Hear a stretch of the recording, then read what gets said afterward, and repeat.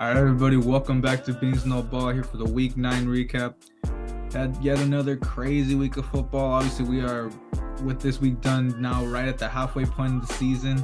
So obviously, we got a very good idea of what the season has turned out to be. Got a lot of surprises and, of course, a lot of constants. So we'll really get into a lot of that here. Let's just get it all started now. Christian, you can start with with Thursday night.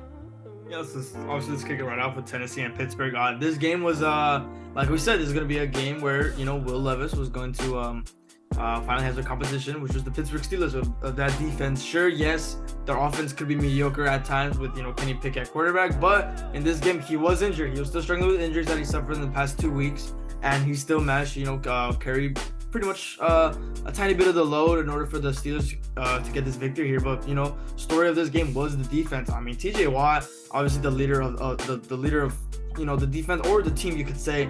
He really put that team on his back in order to get this victory over the Tennessee Titans. Obviously, like we talked about, this is going to be Will Levis to see if he's really going to be the starting quarterback, which it is still confirmed that he will be the starter for I think the remaining of the season, regardless if Tannehill is healthy for in a full slate. But Will Levis, I feel this is finally a game for him to finally get some real competition going. Really, there's some possibility that he could probably turn this team around come playoff time. But looking how packed the AFC is, it's going to be really difficult to see. But if they are going to remain with Will Levis as the franchise quarterback, he still has some time to develop, a lot of raw talent still. But I feel he could potentially be the future for them. But as of right now, we just got to wait to see how his play is for the remaining of the season. Yeah, of course. So obviously we'll move it right into the Sunday slate and the opener of the Germany series here, the first NFL game in Frankfurt, Germany. And we were treated to obviously two great teams, but probably a little lackluster on the offensive side. Sure, the top thing we can all agree on is, the Chiefs just keep continuing to just win in ways we didn't imagine them to. So first and foremost, Travis Kelce was basically non-existent, and whether that was by design or a great defensive scheme by the Dolphins, it was the whole offense was running through basically everyone else. Of course, Noah Gray was the leading receiver. Who could have expected that? There was obviously different receivers, different players in general getting their touches on in this game for KC, and obviously this does show the rest of the league. Kansas City, they're still here. They're not going anywhere, and they're still a force to be reckoned with in the AFC. And as for the Dolphins, a disappointing win. Sure, you really wish you could have gone a lot more. There are positives to take away from this. Sure, you're down 21-0 at halftime, and it does come down to the end. They did have a chance to tie it. Of course, Tua turned the ball over, came right back once again. It was a really bad game-winning drive attempt here. Just accuracy really struggled here. Seeing a lot of hate on Tua. What can you really? Sure, yes, most of it is warranted, but I really think there's a lot of overreactions with this Dolphins team. Sure, the key stat is they are 6-0 against teams below 500 and 0-3 against teams above 500. So this does look like a really tough stretch that the Dolphins are looking into. That if they can't beat the good teams, how is it going to look come postseason time? But of course, it all comes down to how they can adapt to all these losses like this, and see how they can move forward. So honestly, I'm not too worried about the Dolphins, but they do have a lot to keep doing to move forward. Yeah, and obviously moving on, it's obviously another game where it was pretty much expected the way it was supposed to be, but with Minnesota and Atlanta, which Jaren Hall, he did get the start here with the Minnesota Vikings, and obviously left to an injury, and this is where Joshua Dobbs gets the start. And oh man, what Joshua Dobbs was able to do in this game. Not even a week until the signing, and he led this team to a victory. Sure, yeah, there were some plays, there were some times where he was struggling a bit, for the most part, but little flaws here and there, which is something he could pick up and obviously move on from that. But there was some crucial plays that almost costed them the game. But obviously they were able to come back from that against Atlanta, and looks like Joshua Dobbs. Obviously it's pretty straightforward. He will remain as the starter for the time to cover Minnesota, especially with how the playoff hopes for Minnesota are looking at right now with the wild card spot. This could look good for Joshua Dobbs. I mean, he came from barely getting a starting time, any playing time, in and out of teams, different leagues, and finally getting his opportunity to start again, which is a team that he actually has a team around him. I mean, he has a good receivers like Addison and guys like Powell who's starting to step it up a bit. Okay, online little flaws here and there, but majority of it, and a defense that's little bit okay, which is way better than what they had for the past recent years, especially with veterans on that team like Danielle Hunter and Harrison Smith. So with Joshua Dobbs, it was so good for him to get this victory against the Atlanta Falcons. Obviously, we both chose the Falcons on this one, but obviously Joshua Dobbs kind of killed it for that stake. And then for the Falcons, Taylor Heinicke, I would assume he will remain as the starter from here, especially with all the play that Desmond Ridder has been doing. Really was not looking good. So Taylor Heinicke, he was doing good for the most part. Obviously, they just couldn't get the job done. Yeah, it's a tough situation for both teams, and obviously Minnesota really pulled it out in a surprising way. So, of course, let's just move it right into my game right here. And it was, disappointment yet again. I don't have too much to say about this, but I definitely have something to say.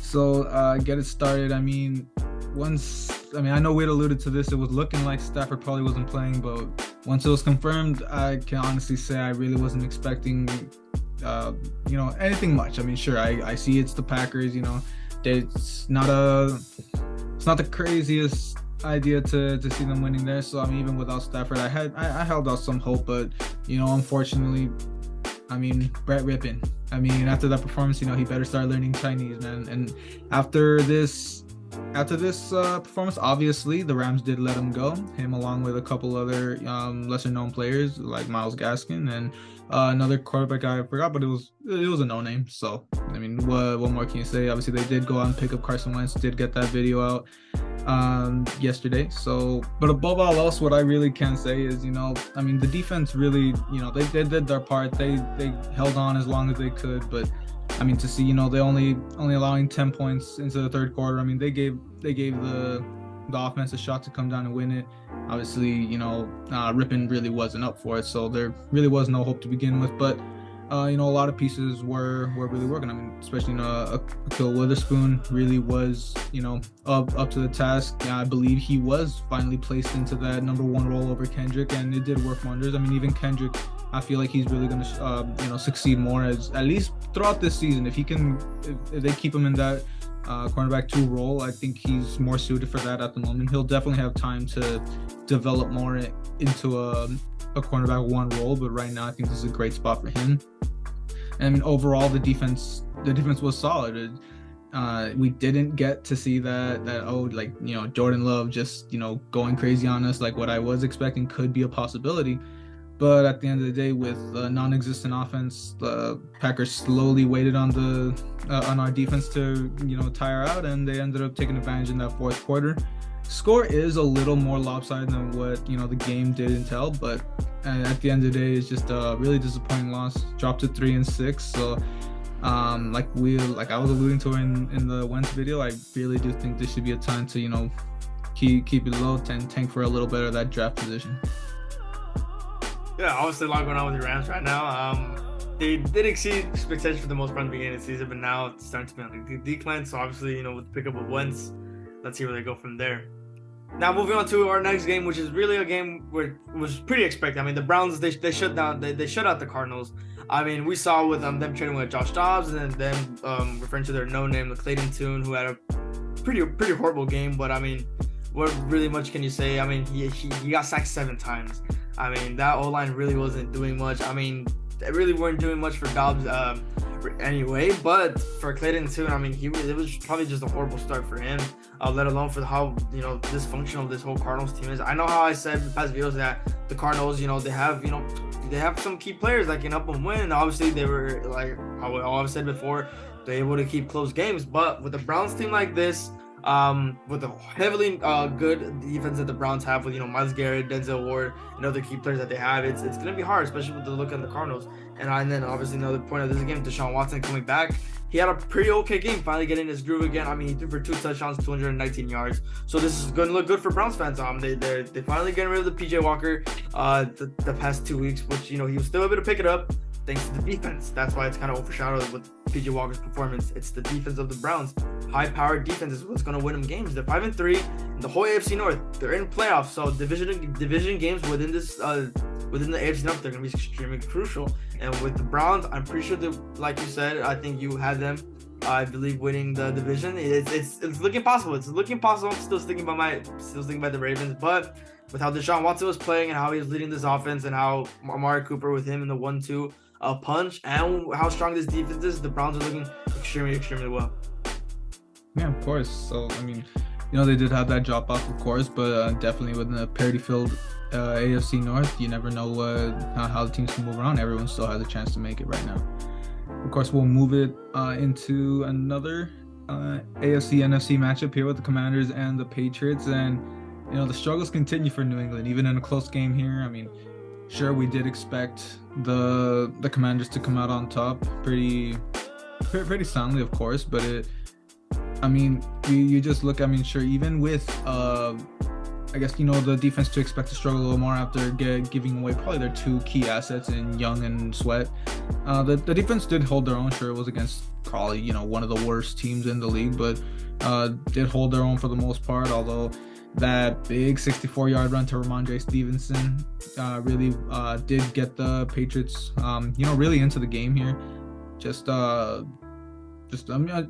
They had life. Let's put it that way. But I think one of the main things you got to see here is Mac Jones, once again at the end of the game, really did struggle. Obviously, the game-ending pick was the real story of the game. Obviously, the whole kicker of it all. So I know I kind of defended him in prior videos. I was thinking, you give him time, let him actually get a competent team put together, and sure, he was put in a position to probably win this game, or at least at the bare minimum get them to tie it up and send it to overtime. But unfortunately, that really was not the case, and he is once again in that struggling position against a Commanders team that for this Patriots team really should have been beatable. So yeah, they're up to 4-5, so you never know. They still could have a mid-season turnaround. Who knows? In that NFC, everything's bouncing around, very top heavy in the NFC, so you never know with the Commanders. Maybe they can sneak their way in. Obviously, love to be a little trap team for anyone. So things are definitely a possibility for the Sam Howell-led Commanders. Yeah, anything can happen. The Commanders, they have some sort of life, but again, another tough division in the NFC East that they still got to get along by. Now, moving on to another game that was just pretty closer, which I kind of expected it in a way. The Saints, they barely held out against this really dysfunctional Bears team, and moral of this whole thing is Justin Fields. His injury, sure, yes. Justin Fields, he wasn't able to get as much production. He was able to get production, but the way I'm trying to say is he wasn't able to do the expectation as, the quarterbacks of the Bears. He's the franchise quarterback regardless, but it's the Bears. They really hadn't had success since, really, if you really want to think about it, Jake Cutler. And, as a franchise, a fan of this franchise, how would that make you feel? And Tyson Bagent, he had his little one-game wonder against the Raiders, and that's about it. His shit show against the Chargers, and then this game, it wasn't too horrible. It was a close game. At halftime they were tied 14-14, so there was some hope for the Bears, let alone for the Saints as well. But obviously towards the second half, this was all Saints. The defense was stepping up towards the end, which they really needed to. And Derek Carr, he started to pick it up a little bit more. He had a pretty decent mediocre stat line, but for the most part, from what is expected from what everyone imagined him to be, he did surprisingly well. Defense was also another story. Defense was also a little iffy here, especially against this Bears team, but they were able to capitalize when they really needed to. And then Taysom Hill, obviously their secret weapons, even though his was like a little bit okay, which he improved more on the Russian side of part of the Saints, which helped them with this victory. But I think towards the end of the fourth quarter, The Saints, this is where they really picked it up a bit, and with the Bears, still with the struggles that they all have. Still, with Justin Fields, it sucks. You know, don't have your franchise quarterback there, but Tyson Bagent, I mean, most likely for the next couple games that it's gonna end up being him, regardless of what happens. I still don't get the status of Justin Fields on how he's doing, but I really doubt he's gonna get the start anytime soon, especially with his injury. But Saints still rushing to get that spot at the top for the NFC South.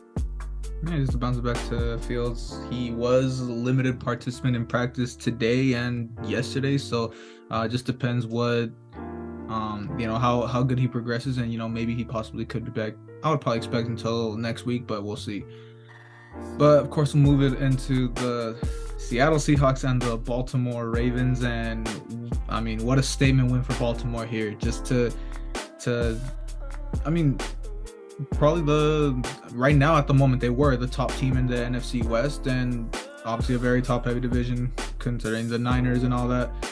Just a really solid win for Lamar Jackson, which he didn't have to do that much. Obviously, he really spread out the production throughout the team, and obviously a lot of people really giving him some hate. Didn't get him the numbers they probably would have wanted in fantasy, but Lamar could not care less. Obviously, a statement win here. That's all that matters for him, and obviously, really coming back into the setting the narrative for himself. Really, obviously, just gets himself all that hate. Just not being seen as one of the top quarterbacks. I mean, the guy has an MVP. What more can you say? He has the resume, and he's showing it in today's win, in Sunday's win.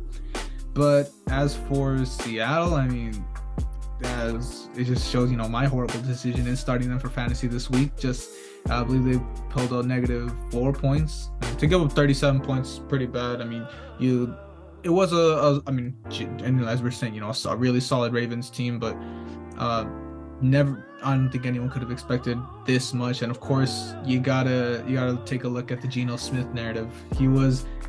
I know not many people had him in this position, but I genuinely did see a lot of people trying to argue top 10 for Geno Smith, and clearly you could see definitely was a one-year wonder. Seahawks fans really thought they had their franchise guy, and clearly they're gonna have to be looking around, whether it's free agency or look for a late round gem in the draft. Definitely will be time to move on from Geno after the performances we've seen to this point. And for the Ravens, honestly, Christian, I really do believe your prediction is going to come to fruition. I do believe they are going to be the ones to come out in the AFC East, in the AFC North at the moment. So see what comes up. The Ravens really are looking strong. Yeah, I mean, this is just another proof. They already blew out two of the powerhouses of the NFL, the Lions and the Seahawks. So could see, but you never know if the Browns could obviously switch it up a bit. Now moving on to another great game, and obviously, I'm gonna keep bringing this up. I'm gonna keep bringing it up. I was wrong about CJ Stroud because, man, I took my L. I accepted that, and I'm moving on with that. But CJ Stroud, man, what a game he had, man. I mean, he put this team on his back. And I mean, looking at two former Cowboys, man, Noah Brown and Dalton Schultz. I mean, love seeing, the former Cowboys ball out, which is kind of, biting us in the ass with, the whole Gallup situation, which I will get into in, my game. But it was nice to see. And then Tank Dell, which is a guy I talked about here, a couple videos in the game. Tank Dell, he had a great game, the rookie. I mean, he was good, working his way up to be one of the main targets for CJ Stroud after Nico Collins already showing to be one of his number one threat. But Nico and Tank Dell, that 1-2 punch is what's really got CJ Stroud going. And Noah Brown having a career game, and Dalton Schultz. I mean, this is especially nice to see that they're finally succeeding. But against a Buccaneers team that was able to put up a fight, and with Baker Mayfield, man, it sucks, man, that Baker, he's doing all this kind of for this Bucs team, especially how dysfunctional this Bucs defense has been regressing over the past couple weeks. So it's good to see that Baker is succeeding, but obviously he's going to get overlooked that because of his record and how he's been losing and how he's not picking it up at all. And obviously this run game for the Tampa Bay Buccaneers as well, it's still okay. It's not whatever. Rachaad White was able to pick it up somehow, but really wasn't able to get anything done. And then Mike Evans, his number one, he had a good game regardless, but Cade Otton was the main guy in this game for Baker, but it really wasn't enough towards the end. I really thought Bucks were gonna probably get away with this one after getting the lead late in the half. But CJ Stroud, 45 seconds, he got the job done. I mean, he's proving everyone wrong, proved me wrong. He's got the Rookie of the Year on lock, man. Of course, man. Obviously, been preaching this for a while. Finally, I mean, really, can't say enough. I'm really glad to see Stroud really succeeding, beating that Ohio State quarterback narrative. But of course, we'll move it into another, the number one pick in action, and it was the complete opposite here. Obviously, Frank Reich making his first game against his former team in the Indianapolis Colts, and just a complete disaster for Bryce Young and the Panthers. I mean, started off 3 interceptions, 2 of them going for 6, both of them going to Kenny Moore, I believe. Just a phenomenal game defensively for the Colts. No, obviously I did allude to this. I really will get into this a little more on Sunday, but did say that Indy defense is sneaky good, so can definitely see the stuff I've been saying there. Just I mean, obviously I saw it firsthand in a pretty sound defensive game for them against us and the Rams. So just the struggles definitely do continue for the Carolina Panthers. I mean, sure, narrative does have to stop about Bryce Young. I mean, look at the position he's being put in. It's going to be really hard for him to compete this season specifically. So obviously definitely expect to see a lot of growing pains, very similar to what Jared Goff went through his first year in the Rams, obviously in 2016, himself being a number 1 pick. So it is just tough to see that, obviously in general against a Colts team that isn't really regarded that highly. I know I kind of regard the defense pretty well, but in general, a tough loss like this, I mean, sure, they did start edging the way back a little bit, but just in general, they don't even have their first pick this season, so I don't really know what the strategy is going to be moving forward for Carolina. It's going to be a little rough moving forward, so we'll see what they end up doing moving into the offseason, because clearly the season is definitely over. Yeah, I mean, it's just really bad position for Bryce Young with the cards he's dealt with, especially with the team is. But obviously, he's gonna have time to improve. It's gonna be a lot of time to improve. But as of right now, Bryce Young, he's gonna have to finish out the season with what he's got. Now moving on to my game, which is pretty salty. I'm still pretty salty about it. Obviously, not too upset. But this whole game, it was just this game was Dak Prescott. He put this team on his back where, which I want to point out as well, the play calling in general, this game was great. It was great for the most part. Some iffy plays here and there, but happens. McCarthy, he did a great job with the play calling. It was exactly what I wanted to see. Lots of, chunk yardage plays by Dak Prescott, wanting to get better accustomed with the pass game and feeding CeeDee Lamb. I mean, he was 9 yards shy of 200 yards, which would have been a career high for him.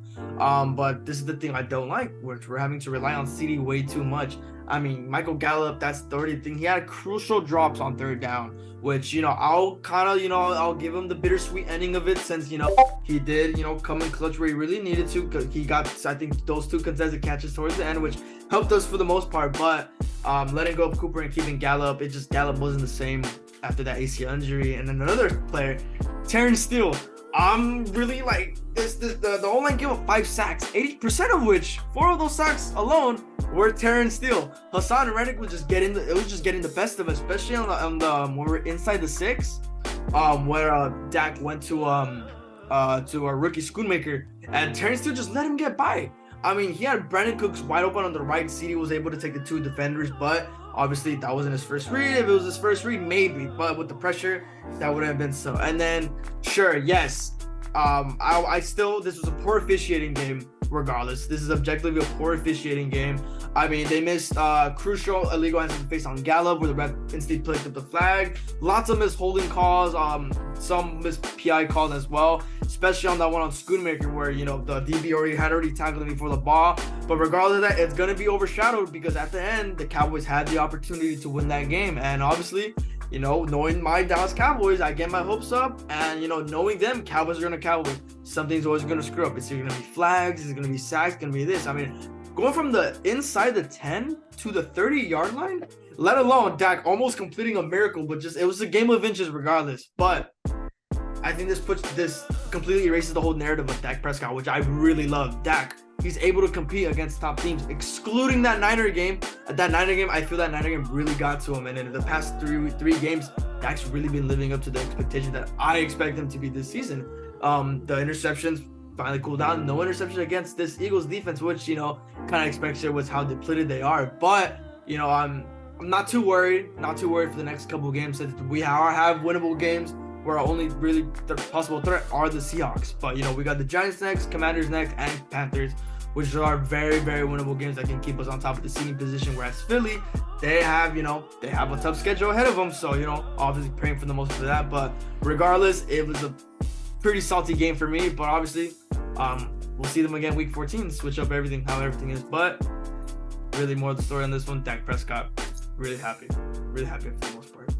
Yeah, obviously a great game overall. Just, you know, it is unfortunate you guys didn't come away with it. Definitely don't think the narrative's gone just yet. Sure, one game doesn't take it all away. You know, you still have that Niners game to look back on. But, you know, it's a great step in the right direction for Dak Prescott. Obviously, you know, holding those interceptions in check. We'll see how much that can actually move going forward. And, of course, in the playoffs, which is the important thing.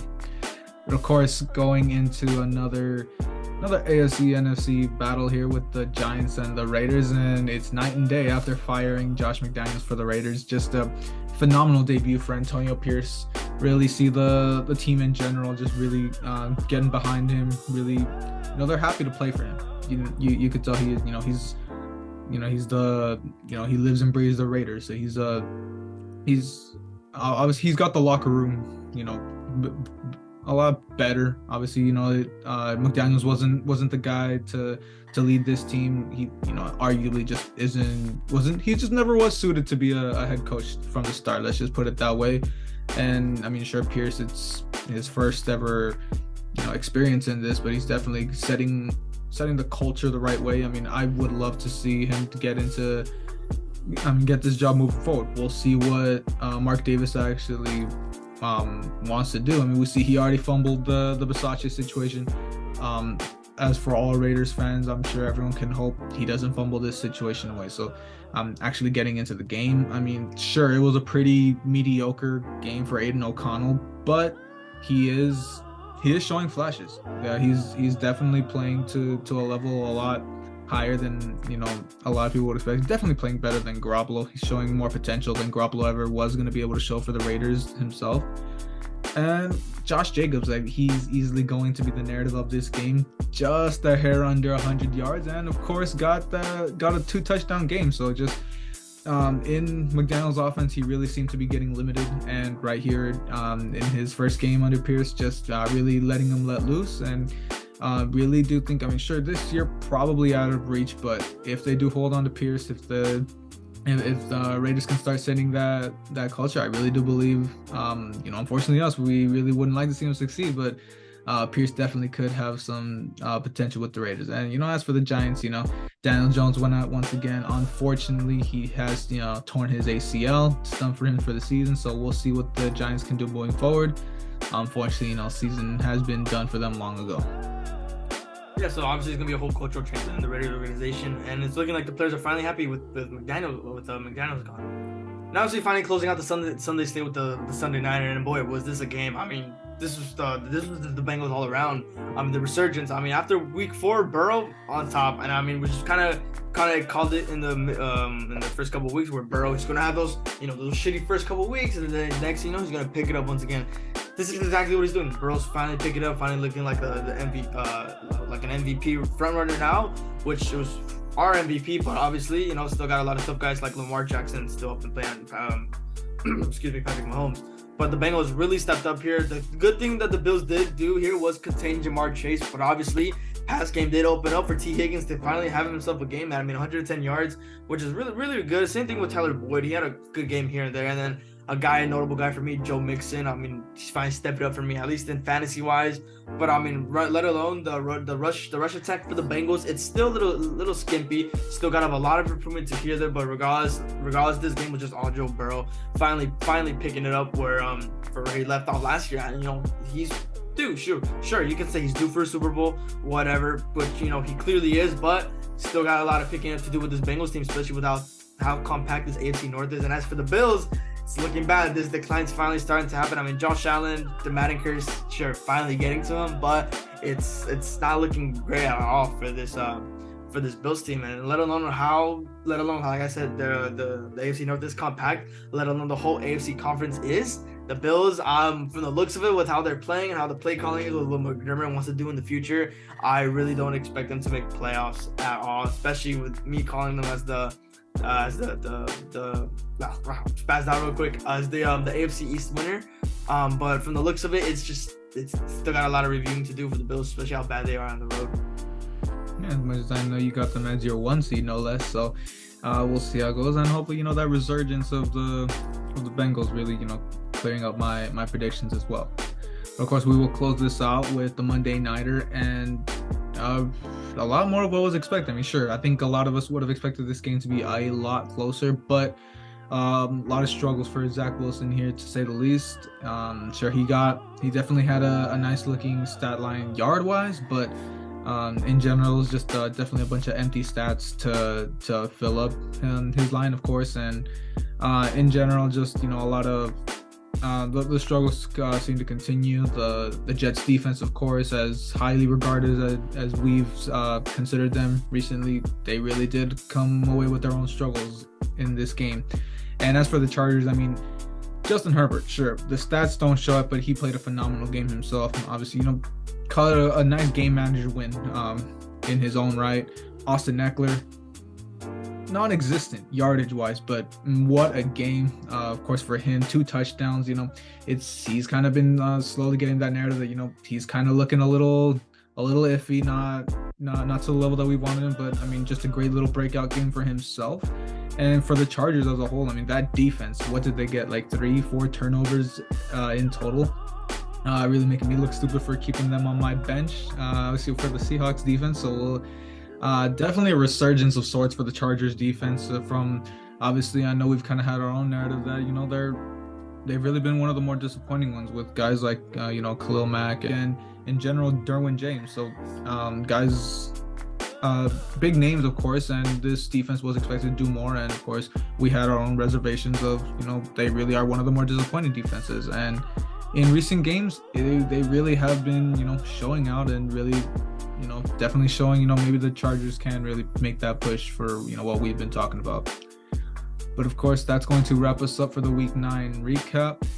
Definitely a little more of a subpar week for our predictions. I was at 9-5. Christian, you at your own little mediocre 9-7. Those 2 disagreements get me right back up in over 2 games on the overall record, and of course 11-7 to our little head-to-head. So of course, hope to get a little better. We've got the same 14 games this week. Christian, I'll let you get started with your game. Yeah, so obviously my Cowboys coming off a big loss, as I explained this, but I'm obviously not gonna get too into detail about this next matchup because we're going against the Giants and at home. And this at home is with the Cowboys. They're 10-0 at home. And I'm hoping they keep that record alive still, since we are arguably one of the best home teams in the league. And going against the Giants team, I mean, no Daniel Jones. He already tore his ACL. And then this and then let alone with the weapons the Giants have and their defense, just the whole team is already dysfunctional enough.